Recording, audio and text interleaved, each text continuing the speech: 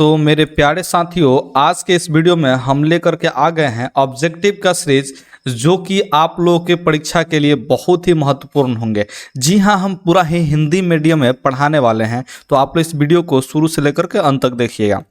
यह सीरीज जो है लगभग आपको जो है 10 वीडियो में देखने को मिलेगा, और 10 वीडियो को अगर आप लोग देख लेते हैं तो बिहार बोर्ड में आप कुछ कमाल कर सकते हैं। तो चलिए पहला क्वेश्चन आपको दिखा देते हैं। यहाँ पे जो 144 का अभाज्य गुणनखंड में 2 का घातांक पूछ रहा है, यानी कि 2 का पावर पूछ रहा है। घातांक यानी कि उसका पावर कितना होगा ये पूछ रहा है।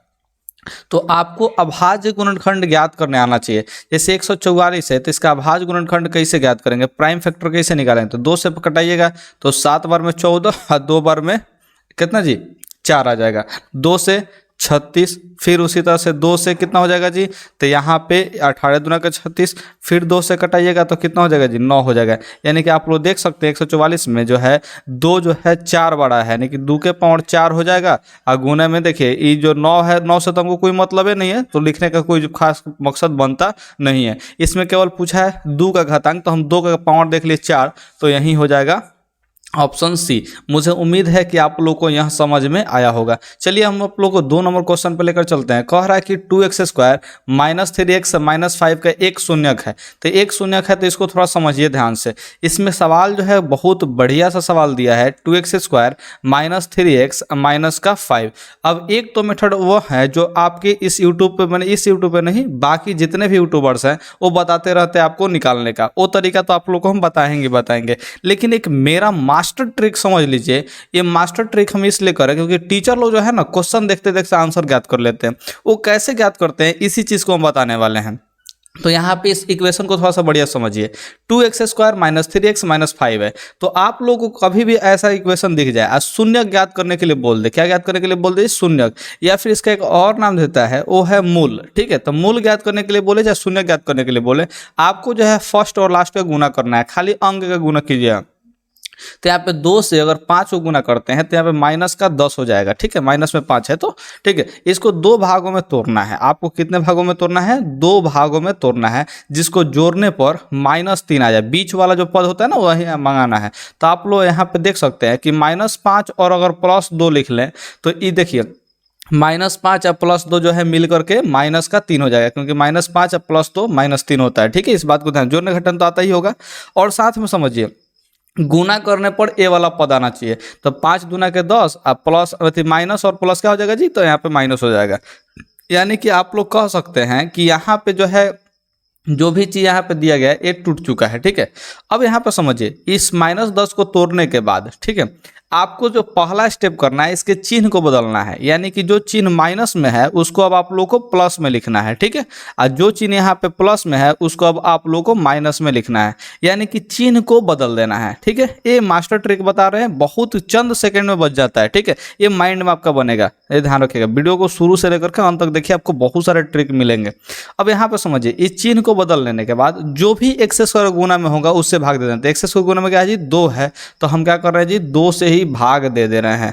तो इसका मतलब हुआ कि एगो जो शून्यक होगा वो 5/2 होगा, और एगो शून्यक होगा यहाँ पे कटाइएगा तो ये क्या हो जाएगा जी -1 हो जाएगा, यानी कि ऑप्शन बी हो जाएगा। तो आप लोग ऐसे भी ज्ञात कर सकते हैं, और जो बाकी चैनल्स पे मिलते हैं उसको भी हम बताने वाले हैं। ठीक है, लेकिन इसको एक बार फिर से समझ लीजिए क्योंकि ये माइंड में निकलने वाला है। ठीक है, ध्यान रखिएगा। हमने क्या किया कि फर्स्ट और लास्ट को गुना किया तो आया -10।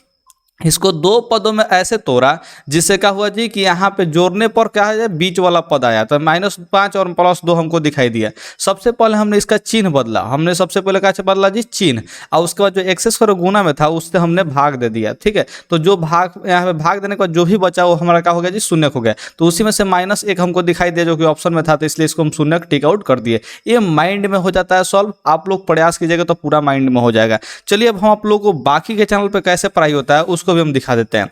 तो आप लोगों को लिख लेना होता है, यहाँ पे पहला जो है पद वहीं लिख लेते हैं, अंतिम पद भी आप लोगों को लिख लेना होता है। इसको 2 भागों में वहीं तोड़ता है, जो क्या जी फर्स्ट और लास्ट को गुना करने पड़ा, जोड़ने पर इतना आ जाए। तो हम लोगों ने क्या तोड़ा है जी -5x प्लस का 2x तोड़ा हुआ है। देखिए -5x प्लस 2x -3x बनाएगा। अब 5 दूना के यहाँ पे देखिए 10 बन जाएगा। तो आप लोग ऐसे ही करिएगा। देखिए अब x को कॉमन निकाल लेते हैं। क्या कर लेते हैं जी, x को कॉमन निकालते हैं तो यहाँ पे 2x बचेगा और यहाँ पे माइनस का 5 बचेगा।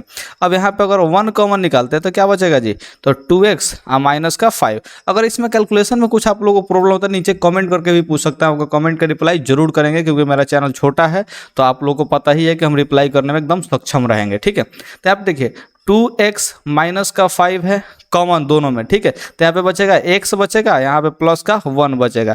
अब कहते हैं कि इसके बराबर 0 कर लो बबुआ। तो क्या करते हैं जी, यहाँ पे 2x माइनस 5 के बराबर भी 0 करने के लिए कहते हैं और x प्लस 1 बराबर भी 0 के बराबर करने के लिए कहते हैं। तो यहाँ से जो x का मान निकलता है वो -5 उधर जाता है तो प्लस का 5 बाटा में 2 यहाँ पे आ जाता है। और इसी तरह से यहाँ पे x का जो मान निकलता है वो है +1 इधर आता है तो -1 आता है। यही -1 को टिक आउट कराते हैं। तो इतना लंबा प्रोसेस कीजिएगा ऑब्जेक्टिव के लिए तो ये कहीं भी सही नहीं है। हाँ, अगर 2 मार्क्स के लिए पूछ देता तो हम ऐसे बनाते तो हमारा जो है काम चल जाता है। लेकिन ऑब्जेक्टिव में ऐसे बनाना थोड़ा सा नाइंसाफ़ी है बाबू। इसलिए आप लोग को टाइम बचाना है और इस मास्टर ट्रिक को इस्तेमाल करना है और मास्टर ट्रिक को इस्तेमाल करके ऐसे सवालों को बनाना है। मुझे उम्मीद है कि आप लोग को 2 नंबर सवाल जो है अच्छे से समझ में आया होगा। नहीं समझ में आया तो एक बार फिर से रिपीट करके इस मास्टर ट्रिक को देख लीजिए, लेकिन इस ट्रिक को पूरा समझ ही जाइए क्योंकि आगे जितने भी सवाल बताने वाले हैं सब इसी पे मास्टर ट्रिक पे ही बनाएंगे। हम उतना लंबा चौड़ा खींचते नहीं है कभी भी। ठीक है, अब चलिए 3 नंबर सवाल यहाँ पे देख लेते हैं। ए भुजा वाली समबाहु त्रिभुज का क्षेत्रफल क्या होगा। तो जब भी समबाहु त्रिभुज का क्षेत्रफल का बात करेगा, ठीक है, जब भी समबाहु त्रिभुज का क्षेत्रफल का बात करेगा तो इस बात का आप लोग बिल्कुल ही ध्यान रखिए। देखिए यहाँ पे फॉर्मूला भी गलत टाइप हो गया। ठीक है, ध्यान रखिए यहाँ पे √3/4 ए स्क्वायर होगा। क्या होगा जी, √3/4 ए स्क्वायर होगा। यहाँ पे नीचे 4 होगा, 2 नहीं होगा, कितना होगा जी 4 होगा। इस बात का आप लोग ध्यान रखिएगा। अच्छा, अगर इस क्षेत्रफल करना पूछ करके आप पूछता जी शीर्षलंब पूछ लेता। क्या पूछ लेता जी, शीर्षलंब। तो समबाहु त्रिभुज का शीर्षलंब जो होता है वो होता है √3/2 ए। ठीक है, इस बात का आप लोग बिल्कुल ही ध्यान रखिएगा। अच्छा, कभी कभी यहाँ पे चालाकी करता है, इस ए भुजा को न दे करके 2a दे देता है। क्या देता है जी, 2a। तो जब देखिए अगर भुजा का मान 2a होगा तो इसमें अगर 2a बैठाइएगा तो क्या होगा जी, नीचे वाला जो है कुछ ना कुछ यहाँ पे प्रॉब्लम तो क्रिएट होगा। ठीक है, तो यहाँ पे ध्यान रखिएगा 2a का मान रखिएगा। तो देखिए अब ऐसे स्थिति में जो है ए वाला बिल्कुल सही हो जाता है, √3/2 ए स्क्वायर सही हो जाता है। ठीक है, अगर इस क्षेत्रफल पूछता तो। लेकिन ध्यान रखिएगा इस बात का कि यहाँ पे क्या पूछा है जी, केवल ए पूछा है। तो ए वाला कंडीशन पे ही याद रखिएगा। अब बाद में आप 2a बैठा करके क्या कीजिएगा जी, सॉल्व कर लीजिएगा। तो आप लोग क्या समझे यहाँ पे कि कोई भी समबाहु त्रिभुज देगा, क्या चीज देगा जी, समबाहु त्रिभुज। समबाहु त्रिभुज के तीनों भुजा बराबर होते हैं। तो इस त्रिभुज का जो क्षेत्रफल होगा यानी कि जो एरिया निकलेगा वो होगा √3/4 ए स्क्वायर। ठीक है, ए √3 है और वहीं जो शीर्षलंब यानी कि परपेंडिकुलर का जो मान होगा वो होगा √3/2 ए होगा। इस बात को आप लोग बिल्कुल ही ध्यान रख लीजिए। मुझे उम्मीद है कि आप लोग मन ला के पढ़ रहे हैं और वीडियो छोड़ करके नहीं जा रहे हैं क्योंकि आप लोग को वीडियो में मज़ा भी आ रहा है। तो चलिए शुरू से लेकर अंत तक देखते रहिए, नहीं तो फिर हो सकता है कि आपका क्वेश्चन इसी में से आ जाए और आप जो है बना ना पाए। ठीक है, तो यहाँ पे समझिए 4 tan थीटा बराबर में 4 दिया तो यहाँ पे कितना जी, थीटा का मान ज्ञात करना है। तो आप लोग यहाँ से डायरेक्ट समझ लीजिए, अगर 4 tan थीटा का मान जो है 4 रहेगा तो आप ही लोग बताइए tan थीटा का मान क्या रहेगा। तो आप लोग कहेंगे सर 4 आई जो गुना में 4 है इसको बटा के नीचे लेके जाना चाहिए। यहाँ पे क्या होगा जी, कट के 1 हो जाएगा। तो आप ही लोग बताइए यहाँ पे tan थीटा है, 1 tan में कितना का वैल्यू होता है। तो आप लोग कहेंगे सर tan 45 का मान जो है ये एक ही होता है। तो tan से tan कैंसिल होगा तो थीटा का मान कितना हो जाएगा जी, 45 डिग्री। यानी कि यहाँ पे कौन सा ऑप्शन हो जाएगा जी, ऑप्शन सी बिल्कुल ही सही हो जाएगा। तो इस तरह के सवाल भी पूछे जाते हैं बिहार बोर्ड में। एकदम लुल्लू पुल्लू सवाल जो होता है ना वो भी बिहार बोर्ड पूछ देता है। लेकिन खैर आप लोग को ये भी नहीं आता है, सच्चाई तो ये भी है ना। तो चलिए कोई बात नहीं, आप लोग सीख लीजिए। ठीक है, 5वां नंबर सवाल देखिए क्या कर रहा है। हाँ, इस सवाल में तो दम है लेकिन इसके सामने हम हैं, इसलिए आप लोग को डरने की जरूरत नहीं है। tan जो है 1 डिग्री दिया है, tan 2 डिग्री, tan 3 डिग्री, ऐसे करते करते tan 89 डिग्री तक दिया है। ठीक है, ये सब आप लोग देख सकते हैं गुना है, क्योंकि ये नीचे नहीं है, ये बीच में होता है। ठीक है, ये आप लोग को जब वहाँ पे प्रिंट करके आएगा ना तो बीच में दिया रहेगा। इस बात का ध्यान रखिएगा। हमने यहाँ पे थोड़ा सा नीचे ले लिया, कोई दिक्कत नहीं है, आपको डरने की जरूरत नहीं है। अब थोड़ा सा बात को समझते हैं। यहाँ पे है tan 1 डिग्री, यहाँ पे है tan 2 डिग्री, ये सब आपस में गुना में है। यहाँ पे है tan 3 डिग्री। ठीक है, उसी तरह से बाकी भी पद जो है गुना में है और उसी तरह से कहाँ तक जाता है, ये tan 89 डिग्री तक जाता है। आप लोग एक बात को समझिए, एक क्या आप लोग को ऐसा नहीं लग रहा कि 89 डिग्री कोण एक का जो है कम्प्लीमेंट्री एंगल है, यानी कि पूरा कोण है। इसका मतलब इस दोनों को में कुछ ना कुछ संबंध तो होगा 90 डिग्री वाला। अगर आपको फॉर्मूला याद होगा तो कौन सा फॉर्मूला, तो यहाँ पे tan थीटा बराबर क्या होता है जी, तो cot 90 डिग्री माइनस का थीटा होता है। ठीक है, ए वाला कॉम्प्लीमेंट्री एंगल पे समझ जो है फॉर्मूला था, तो चलिए उसी फॉर्मूला का यूज करते हैं। तो अगर इधर tan 1 डिग्री है, जरा सोचिए tan 1 डिग्री, इधर इसको cot में अगर बदलते हैं तो cot में क्या होगा जी 90 डिग्री और माइनस का थीटा हो जाएगा जी, तो यहाँ पे कितना होगा जी 89। तो cot कितना बचेगा, 90 में से 89 घटेगा तो 1। इस फॉर्मूला का यूज कर रहे हैं, कौन सा, tan theta is equal to cot 90 degree minus theta, यानी कि tan को cot में बदल रहे हैं। किससे बदल रहे हैं जी, cot में। और tan और cot का जो गुणनफल होता है वो कितना होता है जी, tan theta into cot theta, ये होता है आप लोगों का 1, क्योंकि ये इनवर्स फंक्शन है। ठीक है, इस बात का ध्यान रखिएगा, उल्टा अपोजिट फंक्शन है, इसलिए इसका जो है वैल्यू कितना हो जाता है जी 1 हो जाता है। यानी कि tan 1 और tan 89, ठीक है, जब कॉम्प्लीमेंट्री एंगल रहेगा यहाँ पे तो समान फंक्शन क्या होते हैं जी, यहाँ पे ये एक हो जाते हैं गुना होके। इस बात का आप लोग ध्यान रखिएगा। उसी तरह से अगर यहाँ पे tan 2 डिग्री है तो आप लोग जरा सोचिए, यहाँ पे tan 88 डिग्री भी तो आया होगा, 88 डिग्री, इस बात को समझ रहे थे। इस दोनों को भी गुना करेंगे तो क्या होगा जी, ये एक हो जाएगा। उसी तरह से tan 3 और यहाँ पे tan 87 डिग्री भी तो आया होगा इसके पहले, tan 88 के पहले, तो उसी तरह से tan 87 डिग्री भी यहाँ पे हो जाएगा। तो इसको भी गुना करेंगे तो कितना हो जाएगा जी 1 हो जाएगा। यानी कि आप लोग देख पा रहे हैं कि tan 1 और 89, ठीक है, ये एक हो रहा है, tan 2 और 88 ये भी एक हो रहा है, tan 3 और 87 ये भी एक हो रहा है, उस तरह से tan 4 और 86 ये भी क्या होगा जी 1 होगा। इस तरह से करते करते एक बीच में पद बचेगा, उसका नाम क्या होगा जी, तो tan 45 डिग्री। आप लोग थोड़ा सा दिमाग लगाइएगा, बीच में क्या बचेगा, बीच में ऐसे अगर साइड साइड का जोड़ा लगाते चलें, साइड साइड का जोड़ा लगाते चलें तो बीच में क्या बचेगा, तो आप लोग ध्यान रखिएगा tan 45 डिग्री बचेगा। और इस tan 45 डिग्री का वैल्यू कितना होता है जी, एक ही होता है। यानी कि सारे फंक्शन में गुणन में कितना है जी, एक है, और एक का कितना भी गुना कर लें वो कितना होता है जी, हमेशा एक ही होता है। यानी कि यहाँ पे ऑप्शन बी आप लोग का बिल्कुल ही सही होगा। अगर आप लोग इस क्वेश्चन को नहीं समझ पाए हैं तो कोई दिक्कत नहीं यार, इसको डायरेक्ट रट जाइए कि अगर ऐसा फंक्शन दे देता है, इस टाइप का 10वां क्लास में फंक्शन देता है, उसका वैल्यू जो है 1 आने वाला है तो आने वाला है, तो डायरेक्ट 1 याद कर जाइए। ठीक है, लेकिन अगर आप लोग दिमाग लगाएंगे तो ये कोई भारी चीज नहीं है, समझ में बिल्कुल आएगा। ठीक है, मेरा बात मानिए, समझ में आपको आएगा। एक दो बार रिपीट करके देख लीजिए क्योंकि बहुत इंपॉर्टेंट फंक्शन है। ठीक है, अब चलिए यहाँ पे 6ठा नंबर सवाल देख लेते हैं।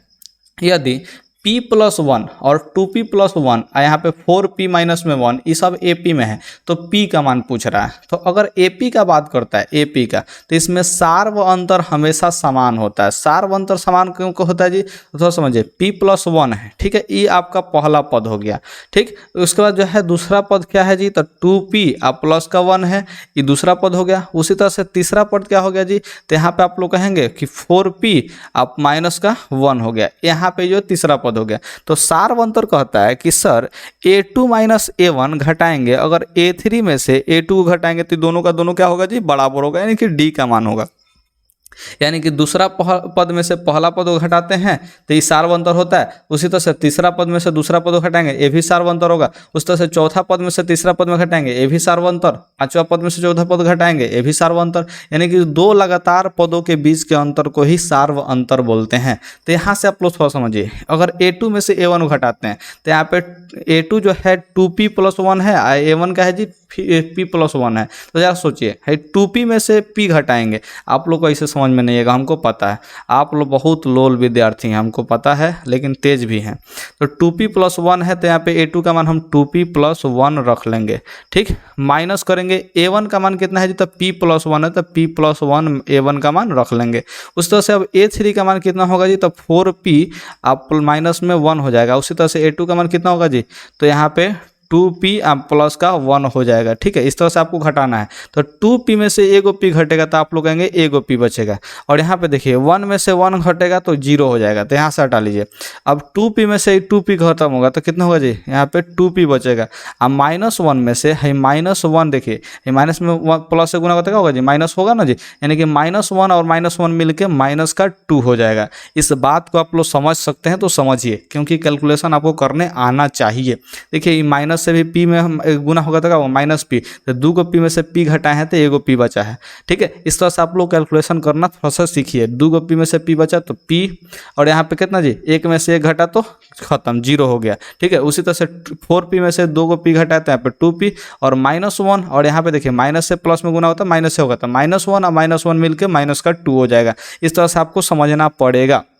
अब देखिए यहाँ पे 2p को इधर लाएंगे तो क्या होगा जी p माइनस का 2p हो जाएगा, और यहाँ पे कितना हो जाएगा जी माइनस का 2 हो जाएगा। तो देखिए p माइनस 2p, तो ये आपको लोग कहेंगे माइनस का p बचेगा, उसी तरह से यहाँ पे माइनस में 2 बचेगा, यानी कि माइनस को अगर इधर लेके जाते हैं तो ये क्या हो जाएगा जी माइनस से माइनस भाग लगेगा तो प्लस में बदल जाएगा, यानी कि माइनस खत्म हो जाएगा, ये भी माइनस खत्म हो जाएगा, तो p का वैल्यू कितना हो जाएगा जी 2 हो जाएगा। तो आप लोग ऑप्शन कौन सा टिक आउट कर दीजिएगा, ऑप्शन बी टिक आउट कर दीजिएगा। ठीक है, इसको हम एक सिंपल भाषा में समझाएं ना जी, तो इसको जो है चुटकियों में बना सकते हैं, लेकिन आप लोग को ये बात समझ में आता ही नहीं है जब चुटकियों में बनाते हैं। तो अगर कोई चाहता है कि चुटकी में समझे तो आप लोग पिछले साल का जो है देख लीजिएगा, एक माने कि 500 ऑब्जेक्टिव क्वेश्चन का हमने जो है सीरीज डाला हुआ था। ठीक है, उस वीडियो को अगर देख लेंगे तो उसमें चुटकियों में सॉल्व करने का तरीका बताया है, लेकिन वो किसी को पसंद ही नहीं आया, नहीं सॉल्व कर पाया। ठीक है, कोई बात नहीं, मेरा भी अब मन उब गया था तो इसलिए जो है पूरा डिटेल्स में बता रहे हैं। ठीक है, ध्यान से समझिए। 7वां नंबर क्वेश्चन कह रहा है यदि कोई रेखा वृत्त को सिर्फ एक बिंदु पर स्पर्श करती है तो उसे क्या कहते हैं, तो एक बिंदु पर स्पर्श करेगा तो उसको स्पर्श रेखा कहेंगे। अगर एक बिंदु पर स्पर्श किया तो उसको स्पर्श रेखा कहेंगे।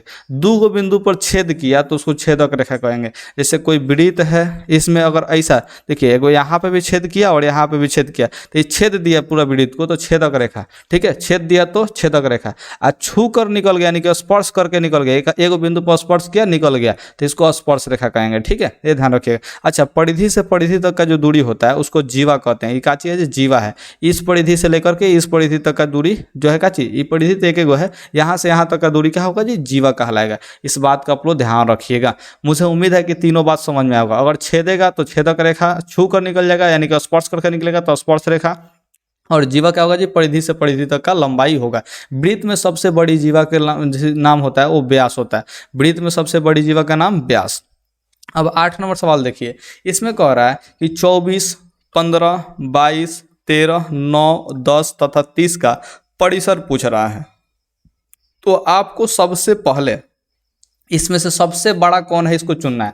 जब भी परिसर पूछे तो आपको सबसे बड़ा कौन है ये चुनना है। तो इसमें सबसे बड़ा क्या है जी, तो 30 है, तो सबसे पहले 30 लिख लेंगे। इसमें सबसे छोटा कौन है, तो सबसे छोटा जो है 9 है, तो क्या करेंगे जी इस 30 में से 9 को घटा लेंगे तो आप लोग कितना आएगा जी 21 आएगा, और यहीं आप लोग क्या हो जाएगा जी आंसर हो जाएगा। यानी कि परिसर कुछ और नहीं, सबसे बड़े वाले डाटा में से सबसे छोटे वाले डाटा को घटाने से प्राप्त होता है। तो सबसे बड़ा डाटा 30 और सबसे छोटा डाटा 9, तो 30 में से 9 घटेगा तो 21, तो यहीं आप लोग क्या हो जाएगा जी आंसर हो जाएगा। मुझे उम्मीद है कि आप लोग को समझ में आया होगा। चलिए 9 नंबर क्वेश्चन पे देखते हैं। ये डायरेक्ट सूत्र है, इसको याद कर जाइए। cot 90 degree minus a is equal to tan a, जो कि आप लोग को पिछले वाला जो क्वेश्चन tan 1 डिग्री वाला था ना जी, और यहाँ पे tan 89 डिग्री वाला था। ठीक है, ये वाला जो है हम सवाल सॉल्व किए थे तो इसी फॉर्मूला पे सॉल्व किए थे। cot 90 degree minus a is equal to tan a, जिसमें tan a को हमने किस में बदला था, cot में बदला था, जिसका गुणनफल 1 आया था। ठीक है, इस बात का आप लोग बिल्कुल ही ध्यान रखिएगा। चलिए हम आप लोग को 10वां नंबर क्वेश्चन लेकर चलते हैं, और 10वां नंबर क्वेश्चन जो है बिल्कुल ही आसान सा क्वेश्चन है, इसको रट चाहिए। क्या कर रहा है, 2 त्रिभुज समरूप होता है। 2 त्रिभुज कब समरूप होगा, तो एगो त्रिभुज यहाँ पे दे दिया, एगो त्रिभुज यहाँ पे दे दिया। ये दोनों त्रिभुज समरूप होने का शर्त जो होता है कि उनके संगत कोण बराबर होना चाहिए, यानी कि इसका तीनों कोण, ठीक है, इस त्रिभुज का तीनों कोण और इस त्रिभुज का भी तीनों कोण, देखिए इसके बराबर ए वाला, इसके बराबर ए वाला और इसके बराबर ए वाला, तीनों के संगत कोण बराबर हो, यानी कि इस त्रिभुज का तीनों कोण इसके त्रिभुज के तीनों कोण क्रमशः बराबर हो। ठीक है, दूसरा का कंडीशन होता है कि उनकी संगत भुजाएं भी एक ही अनुपात में हो, यानी कि इसके बटा में ए वाला और नीचे वाला के बटा में नीचे वाला और साइड वाला के बटा में साइड वाला हो। तो क्या कहेंगे जी, यहाँ पे ई जो है संगत भुजाएं भी क्या हुआ जी अनुपात में हो गया, यानी कि दोनों त्रिभुज समानकोणिक होना चाहिए और संगत भुजाएं अनुपात में होना चाहिए। तो दोनों कंडीशन अगर फॉलो करता है तो इस त्रिभुज को समरूप बोलते हैं, इस बात को ध्यान रखिएगा। इसलिए इसका ऑप्शन कौन सा टिक आउट करेंगे, ऑप्शन सी, यानी कि दोनों टिक आउट करेंगे। मुझे उम्मीद है कि आप लोगों को समझ में आया होगा। चलिए 11 नंबर क्वेश्चन देख लेते हैं। जब भी आपको ऐसा क्वेश्चन दिख जाए 3 माइनस रूट नंबर 3, तो ये सब का होगा जी, जैसे ही रूट वाला संख्या हो, ये कहीं खत्म नहीं हो सकता है अगर, तो वो अपरिमेय संख्या मार दीजिएगा। रूट में संख्या हो और रूट खत्म ना हो पाए तो वो अपरिमेय संख्या होगा। इस बात को आप लोग बिल्कुल याद रखिएगा। ठीक है, अब थोड़ा समझते हैं अगला क्वेश्चन। जब भी देखिए ऐसा संख्या मिल जाए जिसमें एक रेकरिंग हो, क्या चीज हो जी, रेकरिंग है, रेकरिंग बोलते हैं, जो ऊपर लाइन है उसको रेकरिंग बोलते हैं। तो ये परिमेय संख्या में आता है, किस में आता है जी, परिमेय संख्या में आता है, इस बात का ध्यान रखिएगा। अगर मान चले कि अगर ऐसा संख्या है जिसमें रिपीट करे, जैसे 3 3 3 और आगे भी 3 3 आते जा रहा है, तो जब रिपीट भी करेगा तब भी उसको परिमेय संख्या ही टिक आउट करना है, ठीक है, इस बात का ध्यान रखिए। तो याद रखिए, अगर ऊपर लाइन खींच दे तब भी परिमेय संख्या, और बार बार रिपीट करे, कोनो संख्या जो है बार बार रिपीट करे, तो इस संख्या को भी क्या बोलेंगे जी, परिमेय संख्या ही बोलेंगे। तो आप लोग इसको टिक आउट कर लीजिएगा। मुझे उम्मीद है आप लोग को समझ में आ रहा होगा। चलिए 14 नंबर क्वेश्चन देख लेते हैं। हम आपको क्या बताए थे कि रूट वाला संख्या दिख जाए और क्या चीज़, ये रूट खत्म ना हो पाए, इसमें देखो कभी भी रूट कट नहीं सकता, तो खत्म नहीं होगा तो इसको क्या मारिएगा, अपरिमेय संख्या मार देना है। इस बात को समझे आप लोग, ठीक है। अब चलिए यहाँ पे 15 नंबर सवाल देख लेते हैं। 15 नंबर सवाल क्या कर रहा है जी, भाज्य ए और भाजक बी के लिए ए बराबर बी क्यू प्लस आर में आर के लिए कौन सत्य है। तो सबसे पहले तो आपको ये वाला कंडीशन याद होना चाहिए। अगर नहीं याद है तो चलिए हम समझाते हैं। ये जो है ए है, इसमें हम किससे भाग दिए, बी से भाग दिए, ठीक है। जब बी से भाग दें तो भागफल कुछ ना कुछ आएगा, तो मान लेते हैं क्यू है और शेषफल क्या होगा जी, आर होगा। अब इसी आर का संबंध होता है, तो ये आर जो है किसके बराबर हो सकता है, या तो आर जो है ये 0 के बराबर हो सकता है, ठीक है, और नहीं तो 0 से बड़ा हो सकता है। आर जो है 0 से बड़ा हो सकता है, नहीं तो 0 के बराबर, यानी कट छट के 0 भी आ सकता है। लेकिन हमेशा जिससे भाग दिए रहते हैं उससे छोटा ही आता है, यानी कि भाजक से छोटा ही रहेगा। तो इसका क्या हो जाएगा जी, ऑप्शन सी बिल्कुल ही सही आंसर हो जाएगा। मुझे उम्मीद है आप लोगों को समझ में आया होगा। चलिए समझ में आ गया है, कोई दिक्कत नहीं है। अब अगला क्वेश्चन 16 नंबर देखते हैं। एक द्विघात बहुपद के मूलों का योगफल, यानी कि मूलों का योगफल यानी कि अल्फा प्लस बीटा का मान जो है वो दे दिया है, ठीक है, तथा गुणनफल यानी कि अल्फा इंटू बीटा दोनों गुना करके भी दे दिया है। तो ये क्रमशः कितना दिया जी, 2 दिया है। तो पहले का मान 2 होगा, दूसरा का मान -15 हो जाएगा। अगर ऐसा दिया है तो द्विघात बहुपद कौन सा है, तो इसका फॉर्मूला याद कर लीजिए कि जब भी बटा में न हो तो इसका फॉर्मूला होता है x² minus alpha plus beta into x, अब प्लस में अल्फा इंटू बीटा होता है, ठीक है, ये ध्यान रखिएगा। तो यहाँ पे x² हो जाएगा, अब माइनस अल्फा प्लस बीटा का वैल्यू जो है 2 है, तो यहाँ पे 2 रख लेंगे, लगा लेंगे x, इंटू यहाँ पे क्या चाहिए, प्लस में अल्फा इंटू बीटा, तो प्लस में अल्फा इंटू बीटा का मान कितना, माइनस में 15, तो माइनस का 15 लगा लेंगे। और ई जो ऑप्शन दिख रहा है वो कौन सा, ऑप्शन डी में दिख रहा है, तो आप लोग ऑप्शन डी को टिक आउट कर लीजिएगा। मुझे उम्मीद है कि आप लोग को समझ में आ गया है। चलिए 17 नंबर क्वेश्चन देख लेते हैं। निम्न में कौन बहुपद नहीं, यानी कि बहुपद नहीं है, इसको चुनना है। तो बहुपद का पहचान होता है कि उसके जो चर होंगे उसके पावर जो है वो धनात्मक पूर्णांक होंगे, यानी कि या तो 1 होगा, नहीं तो 2 होगा, नहीं तो 3 होगा, नहीं तो 4 होगा, इस टाइप के संख्या होंगे। ना ही माइनस में होगा, ना ही बटा में होगा, ना दशमलव में होगा, इस टाइप का संख्या नहीं होगा। वो पूरा का पूरा एक अंक होगा और वो प्लस में अंक होगा। तो ध्यान रखिएगा, उसको बहुपद मानेंगे। अगर ऐसा नहीं होगा तो बहुपद वो नहीं होगा। तो यहाँ पे देखिए प्लस में 2 है, यहाँ पे प्लस में 1 है, तो ये बहुपद है, ठीक है। अब देखिए यहाँ पे प्लस में 3 है, प्लस में 2 है, यहाँ पे प्लस में कुछ नहीं तो 1 है, ठीक है, तो इसका होगा जी ये भी बहुपद होगा। अच्छा यहाँ पे देखिए ये प्लस में 1 तो है, लेकिन जैसे ही ऊपर जाएगा तो क्या होगा, ये माइनस का 1 हो जाएगा। यानी कि देखिए x प्लस 1 बाई जो x है, इसको कुछ लिखेंगे ना जी, तो क्या होगा, x प्लस है, x जो ऊपर जाएगा तो x के पावर माइनस का 1 हो जाएगा। हम आप लोग का बताया कि माइनस में नहीं हो सकता, तो माइनस में नहीं होगा। अगर माइनस में हो जाए तो बहुपद नहीं होगा। तो यानी कि ऑप्शन सी ही बिल्कुल सही है। इसका भी देख लीजिए, प्लस में 2 है, प्लस में 1 है, यानी कि ये भी बहुपद है। तो कौन सा बहुपद नहीं होगा जी, तो x प्लस 1 बाई x बहुपद नहीं होगा। मुझे उम्मीद है कि ये भी आप लोगों को समझ में आ गया है। चलिए 18 नंबर क्वेश्चन देख लेते हैं। एक घात वाला बहुपद, यानी कि वैसा बहुपद जिसका घात 1 हो तो उसको रैखिक बहुपद कहेंगे। क्या कहेंगे जी, रैखिक बहुपद।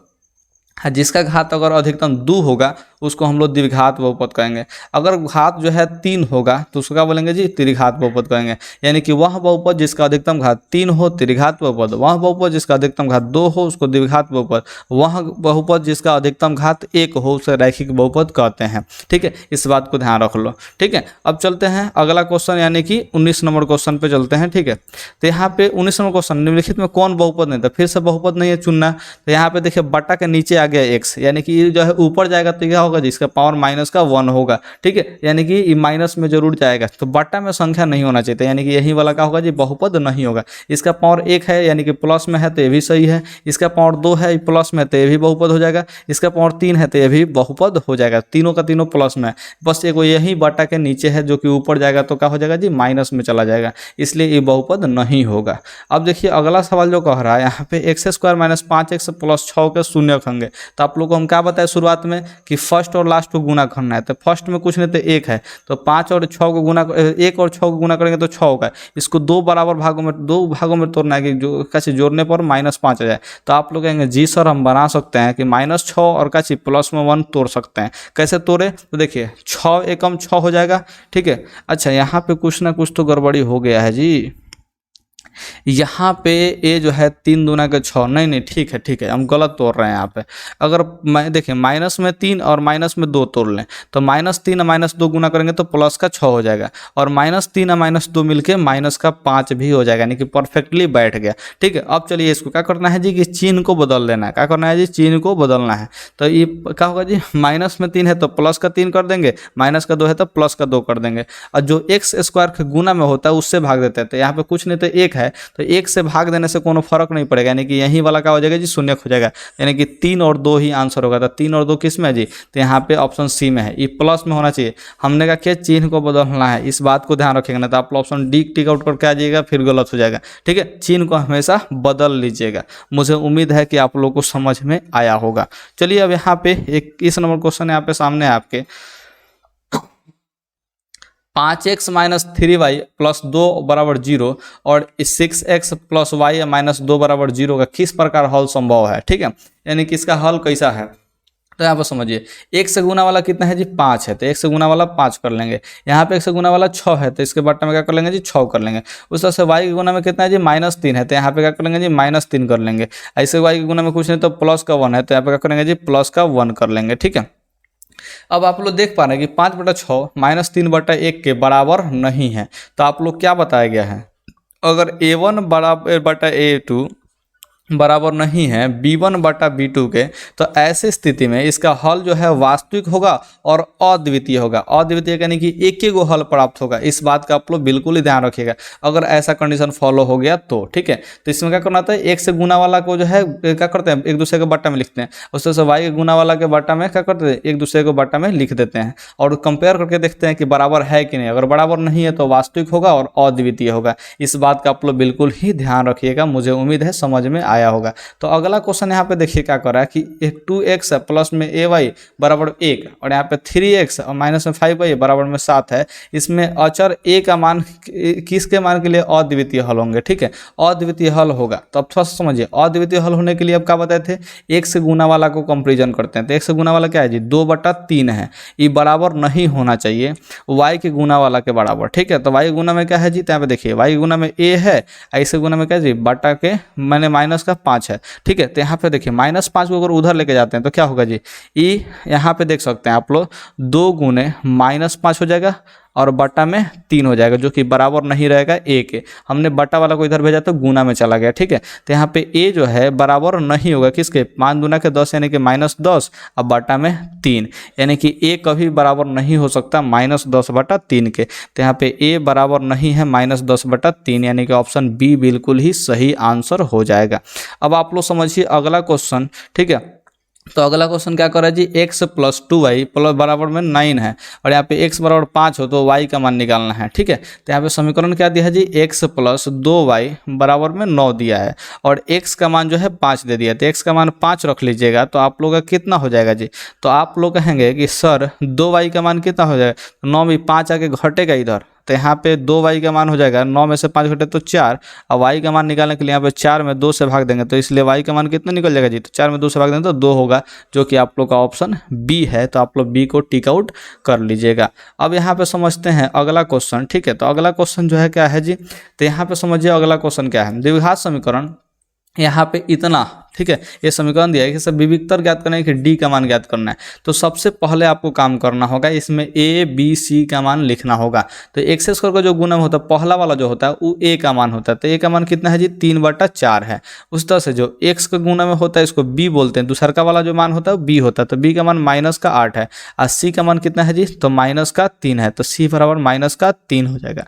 विविक्तर का सूत्र क्या होता है? तो विविक्तर डी का सूत्र होता है b² - 4ac होता है। तो b के जगह पे कितना है जी? तो -8 है, तो -8 का यहाँ पे स्क्वायर कर लेंगे, -4 ए का मान कितना है तो 3/4 है तो 3/4 कर लेंगे। 80 का मान कितना है जी -3 है तो -3 कर लेंगे। ये 4 से 4 कट जाएगा। अब देखिए 8 का स्क्वायर जो करेंगे तो 64, अब माइनस का स्क्वायर करेंगे तो प्लस हो जाएगा। ठीक है, माइनस से माइनस से गुना करेंगे तो प्लस हो जाएगा। 3 3 9 हो जाएगा। ठीक है, तो 9 4 13 यानी कि 73 हो जाएगा। तो यहीं आप लोग का ऑप्शन बी बिल्कुल ही सही होगा। तो विविक्तर का सूत्र याद कर लीजिए, डी बराबर बी स्क्वायर माइनस 4ac। पहला को हम लोग ए बोलते हैं, दूसरा को बी बोलते हैं, तीसरा को सी बोलते हैं। इस बात का आप लोग बिल्कुल ही ध्यान रखिएगा। मुझे उम्मीद है कि ये 2500 क्वेश्चन समझ में आया होगा। अगर समझ में आ गया तो आप लोग को यहाँ पे एक लिंक दिख रहा होगा, इस वीडियो पर क्लिक करके इसका पार्ट 2 देख लीजिए। मुझे उम्मीद है कि आप लोग देखेंगे तो उसको भी मज़ा आएगा। और इस तरह से करते करते आप लोग को 10 वीडियो देख लेना है और 10 वीडियो देख करके मौज करना है। ओके, धन्यवाद। आप लोग इस वीडियो को शेयर भी कर दीजिए। ठीक है, चलिए अब वीडियो को समाप्त करते हैं।